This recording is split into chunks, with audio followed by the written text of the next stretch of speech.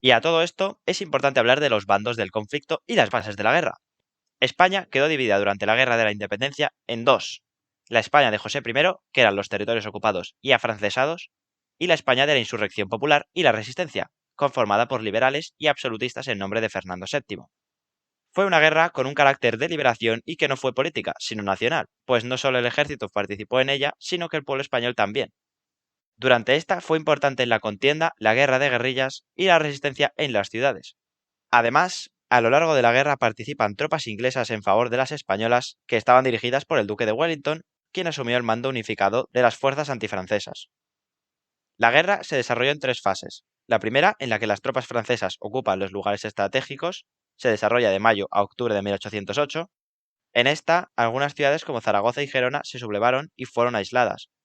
Por otra parte, el ejército francés dirigido por el general Dupont, que estaba a cargo de dominar Andalucía, fue derrotado por primera vez en Bailén, en Jaén, lo que obligó a la retirada francesa hasta el Ebro. Además, José I abandonó Madrid y se trasladó a Vitoria-Gasteiz, por lo que Napoleón tuvo que intervenir personalmente en la dirección de la guerra. Ahí llegamos a la segunda fase, caracterizada por el predominio francés. Se desarrolla entre octubre de 1808 hasta julio de 1812. En ella, Napoleón entra en España con 250.000 soldados y restablece en el trono a José I tras su victoria en Somosierra. Entonces, la Junta Central Suprema se traslada a Sevilla y posteriormente a Cádiz. Se rompe la línea de resistencia española establecida en el Ebro con las rendiciones de Zaragoza y Gerona y otras derrotas españolas como la de Uclés.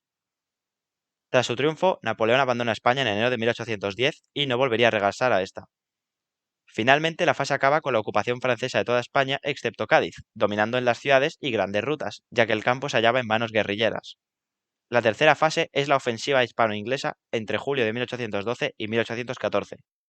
La Junta Central Suprema firmó con Inglaterra una alianza contra Napoleón al mismo tiempo que la retirada de tropas francesas necesarias en el frente ruso. El ejército hispano-inglés, al mando de Wellington, derrotó a los franceses en Arapiles, en Salamanca, y a partir de ahí se invirtió la marcha de la guerra, que terminó con las derrotas francesas en verano de 1813 en Vitoria y San Marcial y la rendición de Pamplona en octubre. Se firmó entonces el Tratado de Valenciennes en diciembre de 1813, donde Napoleón reconoce a Fernando VII como rey de España. Las últimas tropas francesas evacuaron ya España a principios de 1814 en Cataluña. Durante la guerra se vivió una revolución política en la que José I impuso el Estatuto Real de Bayona, implantando un régimen autoritario parcialmente reformista que establecía unas cortes y reconocía algunos derechos individuales. Aprobó medidas como la supresión de secretarías y consejos por ministros. También abolió la jurisdicción señorial y disolvió la Inquisición. Pero bueno, la mayoría de la población lo rechazó y formó sus órganos de gobierno, las juntas locales y provinciales, coordinadas por la Junta Central Suprema, que dio paso a un Consejo de Regencia que entregó la soberanía nacional a las Cortes de Cádiz como Asamblea Nacional Constituyente.